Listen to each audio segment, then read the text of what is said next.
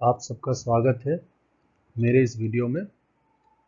आज मैं भारत के बारे में कुछ मुख्य बातें या जो बहुत ही ज़रूरी बातें हैं और जो बहुत ज़रूरी के साथ साथ बहुत सामान्य बातें हैं भारत के भूगोल के बारे में, उसमें हम लोग आज चर्चा करेंगे।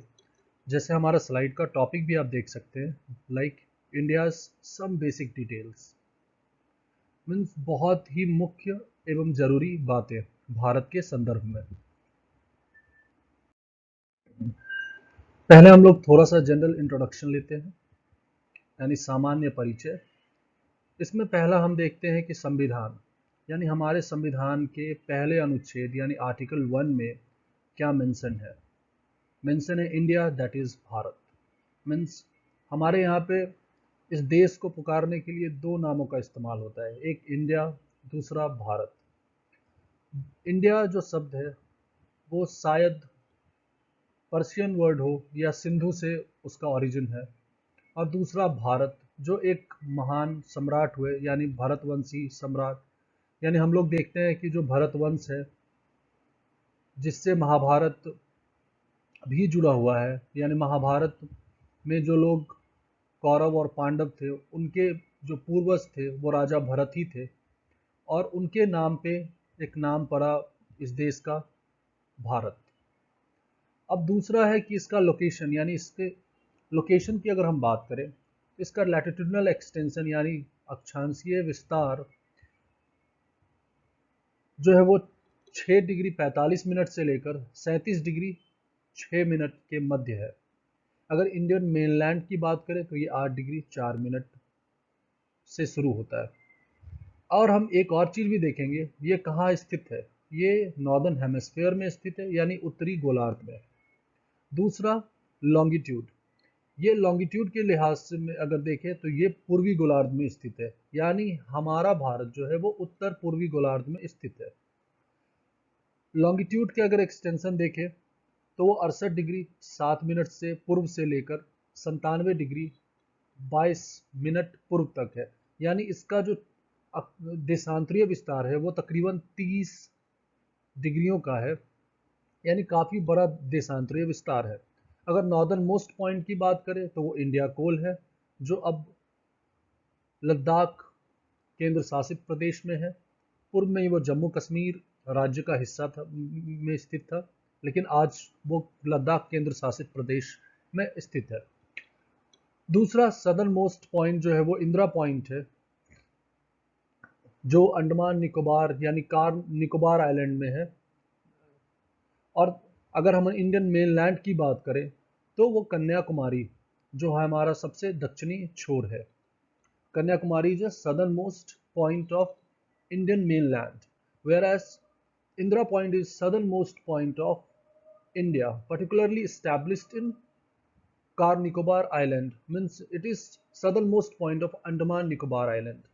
Broadly, we can say it is the southernmost point of Andaman Nicobar Island.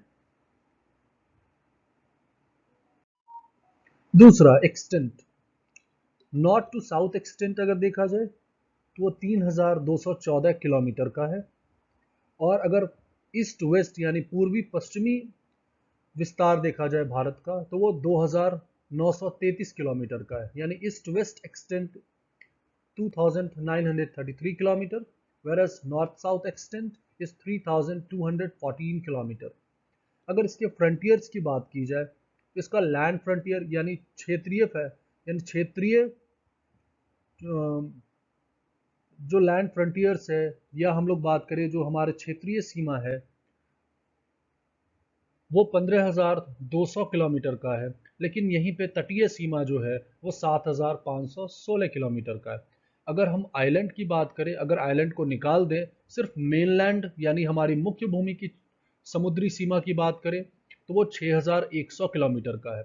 और गुजरात की सबसे लंबी तटरेखा है, दूसरे स्थान पे आंध्र प्रदेश आता है। Means Gujarat have a longest coastal line, whereas Andhra Pradesh have second longest coastal line. we can say something in this map, mean हम देख सकते हैं भारत का अक्षांशीय विस्तार, भारत का देशांतरीय विस्तार। हम भारत का अक्षांशीय विस्तार देख सकते हैं यहाँ, और फिर भारत का देशांतरीय विस्तार देख सकते हैं। फिर आगे हम लोग अगर देखें तो ट्रॉपिक ऑफ कैंसर यानी कर्क रेखा की बात करें तो ये भारत के 8 राज्यों से होकर गुजरता है, जिसमें गुजरात, राजस्थान, मध्य प्रदेश, छत्तीसगढ़, झारखंड, वेस्ट बंगाल, त्रिपुरा और मिजोरम। वहीं पे अगर हम स्टैंडर्ड मेरिडियन की बात करें यानी हमारे मानक समय यानी भारतीय मानक समय की बात करें तो वो तय होता है 82 डिग्री 30 मिनट पूर्व से, यानी इंडियन स्टैंडर्ड टाइम जो है वो ग्रीनविच मेरिडियन टाइम से तकरीबन 5.5 घंटे पहले है। और वो हमारी जो स्टैंडर्ड मेरिडियन जो है वो गुजरती है कहाँ से, मिर्जापुर से, और तकरीबन ये 4 राज्यों से होकर गुजरता है, उत्तर प्रदेश, छत्तीसगढ़, उड़ीसा और आंध्र प्रदेश। यानी ये 4 राज्य हैं जिससे हमारा स्टैंडर्ड मेरिडियन होकर गुजरता है। अब आते हैं हम लोग हमारी तटीय सीमा यानी जो हमारा समुद्र का जो यानी ओशियनिक एक्सटेंट या सी एक्सटेंट कहाँ तक है, यानी जो भारत की जो समुद्र की सीमा है या समुद्र का जो हिस्सा है वो कहाँ तक है, ये देखने के लिए, इसके लिए मतलब किस देश का समुद्र में कितना अधिकार होगा, कितनी दूरी तक उसकी फैलाव होगी, इसके नियम तय किए गए 1982 में bye United Nations, and that named is United Nations Convention on the Laws of the Sea. अब आते हैं हमारा टेरिटोरियल सी यानी हमारी जो टेरिटोरियल सी है वो 12 नॉटिकल माइल्स है फ्रॉम द कोस्ट लाइन,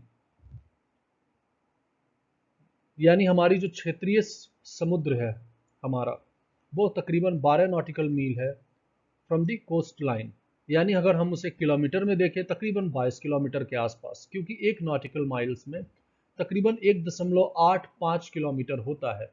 जो हमारा नॉर्मल मील है वो करीबन 1600 मीटर के आसपास होता है, लेकिन हमारा जो नॉटिकल मील है वो थोड़ा बड़ा होता है, और उसमें तकरीबन एक नॉटिकल मील में तकरीबन 1.852 किलोमीटर होता है।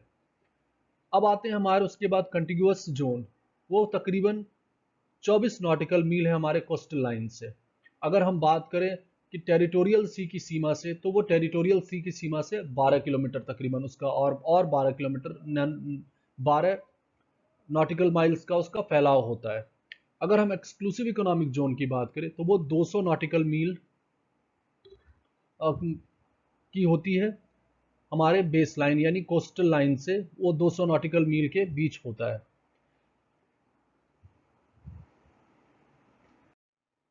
और उसके बाद का जो हिस्सा है उसके बाद का जो हिस्सा है अगर 200 नॉटिकल मील के बाद का जो हम हिस्सा कहेंगे उसे हम हाई सी कहते हैं, यानी खुला समुद्र होता है। वहां पर अगर किसी भी तरह की गतिविधि हमें करनी है तो उसके लिए हमें यूनाइटेड नेशन यानी संयुक्त राष्ट्र संघ की अनुमति की आवश्यकता पड़ती है। लेकिन अगर हम एक्सक्लूसिव इकोनॉमिक जोन की बात करें तो एक्सक्लूसिव इकोनॉमिक जोन में हमें वहाँ के प्राकृतिक संसाधन जैसे मछली मारना या कोई अन्य जो वहाँ मिलने वाले प्राकृतिक तत्व हैं उनके संग्रहण की हमें आज़ादी होती है एक्सक्लूसिव इकोनॉमिक जोन के अंदर में।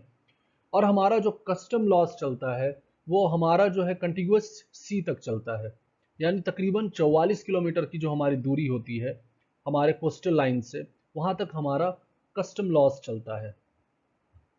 और हम दूसरे शब्दों में कहते हो जो हमारे कोस्ट गार्ड हैं यानी जो हमारे तटरक्षक बल हैं वो उतनी दूर तक की समुद्र की सीमा की रक्षा करती हैं। अब आगे आते हैं हमारे एडमिनिस्ट्रेटिव सेटअप में, तो हमारा आज कुल 28 राज्य हैं और 9 केंद्र शासित प्रदेश। पहले ये 29 राज्य हुआ करता था और 7 केंद्र शासित प्रदेश, लेकिन जम्मू कश्मीर में धारा 370 हटने के बाद उस राज्य को 2 केंद्र शासित प्रदेशों में बदल दिया गया। आज जम्मू कश्मीर राज्य जो है 2 केंद्र शासित प्रदेश हैं, एक जम्मू और कश्मीर और दूसरा लद्दाख। इसलिए इनकी संख्या यानी यूनियन टेरिटरी जो है उसकी संख्या बढ़कर 7 से 9 हो गई। हम अगर यूनियन टेरिटरी की बात करें तो हमारे 9 यूनियन टेरिटरी कौन कौन से हैं? पहला दिल्ली, दूसरा चंडीगढ़, उसके बाद हम बात करते हैं पौंडीचेरी की, फिर दमन and Diu, Dadar and Nagar Haveli, Andaman Nicobar, Lakshadweep, Jammu Kashmir and Ladakh. अगर हम एरिया वाइज बात करें तो इंडिया का कुल क्षेत्रफल जो है वो 3.8 मिलियन स्क्वायर किलोमीटर है और ये 2.4% है वर्ल्ड्स लैंड सरफेस एरिया, यानी विश्व की कुल जो भूमि है उसका ये 2.4% है और ये 7वां सबसे बड़ा देश है। अगर हम राज्यवार बात करें यानी एरिया वाइज, अगर स्टेट का एरिया वाइज डिस्कशन करें यानी राज्यवार हम ये बात करें कि कौन से राज्य कितने बड़े हैं, कौन से राज्य कितने छोटे हैं, तो सबसे बड़े राज्य जो हमारे हैं वो है राजस्थान, मध्य प्रदेश, महाराष्ट्र और उत्तर प्रदेश। वहीं पे गोवा सबसे छोटा राज्य है। हम थोड़ा सा जानना चाहेंगे पौंडीचेरी के बारे में, क्योंकि पौंडीचेरी एक अनूठा केंद्र शासित प्रदेश है, यानी having a 4 territory in 3 different states. और ये थोड़ा जानना जरूरी है कि पौंडीचेरी और कराईकाल दो ऐसे, इसके 4 टेरिटरीज में से 2 टेरिटरीज जो है वो तमिलनाडु में है, उसमें है पौंडीचेरी और कराईकाल। वहीं पे यनाम जो है वो आंध्र प्रदेश में है और माही केरला में है। यानी इसके कुल 4 टेरिटरी हैं पौंडीचेरी के, एंड एक्चुअली ये डिस्ट्रीब्यूटेड इन 3 डिफरेंट स्टेट्स। फिर आते हैं हम लोग Jammu and Kashmir and Ladakh union territory, क्योंकि एक नया बना है और हमें इसके बारे में थोड़ा जानना चाहिए, ज़्यादा नहीं बट थोड़ा सा जानना चाहिए। पहला कि जम्मू एंड कश्मीर ये कैसे बना, मतलब इसके लिए अलग से रीऑर्गेनाइजेशन एक्ट आया, Jammu and Kashmir reorganisation act 2019। ये कब से इफेक्ट में आया? 31 अक्टूबर 2019 से। अब जम्मू कश्मीर केंद्र शासित प्रदेश का कुल क्षेत्रफल जो है वो 42,241 वर्ग किलोमीटर का है और इसके 2 डिवीजन हैं, जम्मू डिवीजन और कश्मीर डिवीजन, और कुल 20 जिले हैं इसमें। उसके बाद आते हैं हम लोग लद्दाख की बात करें तो लद्दाख का क्षेत्रफल तकरीबन 59,146 किलोमीटर स्क्वायर किलोमीटर का है और इसके 2 डिस्ट्रिक्ट हैं, लेह और करगिल। लेह उसकी राजधानी है और करगिल हम लोग जानते हैं जैसे 1999 में कारगिल वॉर हुआ था, कारगिल इससे काफी फेमस हुआ था। अब आते हैं हम लोग आइलैंड्स के बारे में। आइलैंड्स के बारे में हम लोग देखेंगे अंडमान एंड निकोबार आइलैंड। तो पहला इसका जो ओरिजिन है वो टेक्टोनिक एंड वॉल्केनिक ओरिजिन है, मीन्स ज्वालामुखीय ज्वालामुखी के कारण इसका निर्माण हुआ है, या दूसरे शब्दों में कहें तो टेक्टोनिक प्लेट यानी प्लेट विवर्तकी के कारण इसका निर्माण हुआ है। और इसके बारे में यह भी कहा जाता है कि अराकान योमा जो म्यांमार में एक पर्वत श्रेणी है उसका ये एक्सटेंशन है समहाउ। दूसरे शब्दों में कहें तो बहुत सारे लोग ये भी कहते हैं it is a extent of those tertiary mountain chain, यानी जो हमारा टर्सरी माउंटेन चेन है उसका ये एक्सटेंशन है, उसका ये फैलाव है। उसके बाद ये 2 हिस्सों में बटा है, अंडमान आइलैंड और निकोबार आइलैंड। अंडमान आइलैंड जो है फिर 4 हिस्सों में बटा है, northern Andaman, middle Andaman, southern Andaman और लिटिल अंडमान। वहीं पे निकोबार आइलैंड 3 हिस्सों में बटा है, कार निकोबार, लिटिल निकोबार और ग्रेट निकोबार। पोर्ट ब्लेयर जो अंडमान निकोबार की राजधानी है वो सदर्न अंडमान पे स्थित है। इसका जो सबसे दक्षिणी किनारा है वो इंदिरा पॉइंट है। वहीं पे अगर हम बात करें यहाँ पे 2 वॉल्केनिक आइलैंड भी हैं। पहला एक बैरन आइलैंड जो इंडिया का इकलौता volcanic island active volcanic island है, और नारकोंडम भी एक वॉल्केनिक आइलैंड है बट वो एक्सटिंक्ट कंडीशन में है यानी मृत अवस्था में है। अब आते हैं हम लोग अंडमान आइलैंड्स को निकोबार आइलैंड से कौन अलग करता है, तो वो 10 डिग्री चैनल है, यानी इसके हम एक दूसरे शब्दों में कह सकते हैं यह 10 डिग्री अक्षांश है, यानी 10 डिग्री अक्षांश की जो रेखा है वो अंडमान आइलैंड को निकोबार आइलैंड से अलग करता है। वहीं पे डंकन पास जो है वो आपको सदर्न अंडमान और लिटिल अंडमान को सेग्रीगेट करता है, यानी Duncan pass between southern Andaman and little Andaman. ये देख सकते हैं ये हमारा सदर्न अंडमान और ये हमारा लिटिल अंडमान, इन दोनों के बीच का जो हिस्सा है ये जो पास है इसको हम लोग डंकन पास कहते हैं।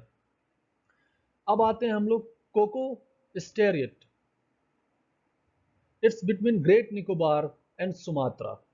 कोको जो है हमारा, कोकोआ स्टेरियट जो है, या कोको स्टेरियट जो है, वो ग्रेट निकोबार यानी नीचे जो ग्रेट निकोबार का हिस्सा है, और सुमात्रा आइलैंड जो इंडोनेशिया का द्वीप है, इंडोनेशिया में सुमात्रा या जावा आते हैं, तो सुमात्रा आइलैंड जो इंडोनेशिया का द्वीप है, उनके बीच जो अलग करने की, उनके बीच में ये स्टेरियट आता है, कोको स्टेरियट।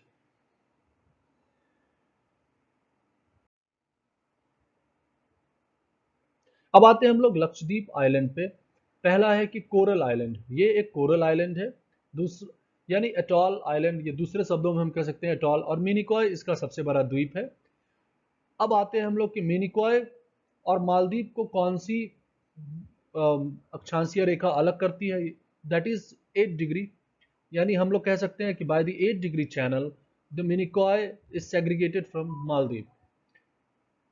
वहीं पे अगर हम लोग बाकी जो हमारा लक्षद्वीप आर्किपेलागो, जिसको हम लोग कहते हैं कि लक्षद्वीप की अ,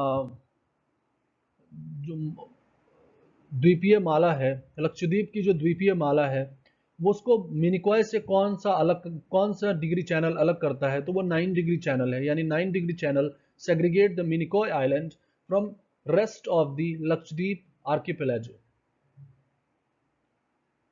अब आते हैं हम लोग कुछ और फैक्ट को देखते हैं, जैसे पाल कैस्टीरियट। पाल कैस्टीरियट जो है वो तमिलनाडु और श्रीलंका के मध्य स्थित है। उसी मध्य में जो है एडम ब्रिज, हम लोग दूसरे शब्दों में कहें तो राम सेतु, और एडम ब्रिज के उत्तर में जो है वो पाल्क बे है, और दक्षिण में जो है, यानी एडम ब्रिज यहाँ बीच में जो एडम ब्रिज है, उसके उत्तर का जो समुद्री हिस्सा है उसको हम लोग कहेंगे पाल्क बे, और जो दक्षिण का हिस्सा है उसको कहेंगे गल्फ ऑफ मन्नार। वहां पे रामेश्वरम भी है, जो सबसे आखिरी किनारा है उसको हम लोग धनुषकोडी कहते हैं। यानी धनुषकोडी और श्रीलंका के मध्य जो है वो आपका एडम ब्रिज स्थित है। अब आते हैं हम लोग frontiers of India. Mean there are 16 state that have land border with neighbouring countries. सबसे लंबी जो हमारी तट रेखा, मतलब जो हमारा बॉर्डर है, वो बांग्लादेश के साथ है, तकरीबन 4096 किलोमीटर का, सबसे लंबी। और उसमें कुल तकरीबन 5 राज्य हैं, वेस्ट बंगाल, असम, मेघालय, त्रिपुरा और मिजोरम। उसके दूसरे नंबर पे आता है चाइना। चाइना में अब दो हो गए, जम्मू कश्मीर और लद्दाख नए केंद्र शासित प्रदेश बने, और उसमें हिमाचल प्रदेश, उत्तराखंड, सिक्किम और अरुणाचल प्रदेश भी हैं। फिर आता है पाकिस्तान। यानी अगर हमारे टॉप 4 नेबरिंग लैंड जिसके साथ हम अपना लैंड बॉर्डर शेयर करते हैं, वो नेबरिंग कंट्रीज जो है वो है बांग्लादेश, चाइना, पाकिस्तान और नेपाल। सबसे छोटा जो है हमारा, वो अफगानिस्तान के साथ है। यहाँ पे अफगानिस्तान को शामिल नहीं किया गया है, क्योंकि आज के दौर में हम देखें तो वो एक डिस्प्यूटेड एरिया है। यानी हम लोग कहें तो वो पाकिस्तान ऑक्यूपाइड कश्मीर के आसपास का हिस्सा है।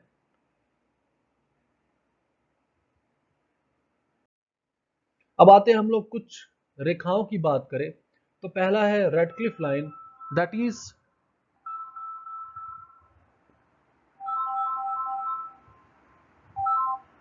Radcliffe line that is border between India and Pakistan and Bangladesh.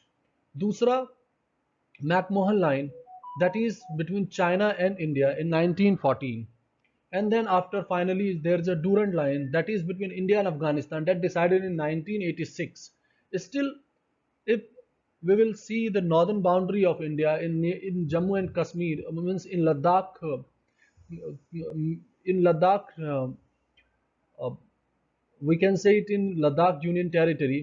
In the northern point of Ladakh Union Territory, we can still have find some length of Durand line, means some sect of Durand line. यानी हम वहां देखें तो Durand line का कुछ हिस्सा जो है हमारे लद्दाख के उत्तरी किनारे पे है। लेकिन अगर हम माने, मतलब हम बात करें कि अगर हम उस विवादास्पद जो हमारा, हम ये कह सकते हैं कि अगर वो विवाद को हटा दिया जाए, मतलब हम ये नहीं कह सकते कि वो it is still a Pakistan occupied Kashmir और it is a part of Pakistan occupied Kashmir, then there's some part of Durand line is still touching India, and rest of the Durand line is now segregating between the Pakistan and Afghanistan. यानी आज जो Durand line का जो मुख्य हिस्सा है वो पाकिस्तान और अफगानिस्तान को अलग करता है, ना कि भारत और पाकिस्तान अफगानिस्तान को अलग करता है। अब बहुत छोटा सा हिस्सा जो लद्दाख के उत्तरी किनारे पे अगर हम कह सकते हैं आज डूरन लाइन का है, जो भारत और अफगानिस्तान के मध्य है। तो इस तरह हमारे पास तीन लाइनें भी हैं, यानी रेड क्लिफ लाइन जो भारत और पाकिस्तान के मध्य है, और दूसरे और बांग्लादेश भी। यानी ये रेड क्लिफ लाइन जो है वो पार्टीशन के समय 1947 में डिसाइड हुआ था, और वो तब पाकिस्तान के साथ हमारी जो सीमा है उसके विभाजन के लिए, यानी ये बॉर्डर एक लाइन बनाई गई थी, बाउंड्री बनाई गई थी जो पाकिस्तान के साथ हमारी सीमा को तय करता था। उसके बाद मैकमोहन लाइन जो है वो चाइना और भारत के मध्य है, और डूरन लाइन जो है वो भारत अफगानिस्तान के मध्य है। लेकिन आज एक बहुत बड़ा जो हिस्सा है डूरन लाइन का वो पाकिस्तान और अफगानिस्तान के मध्य है। धन्यवाद।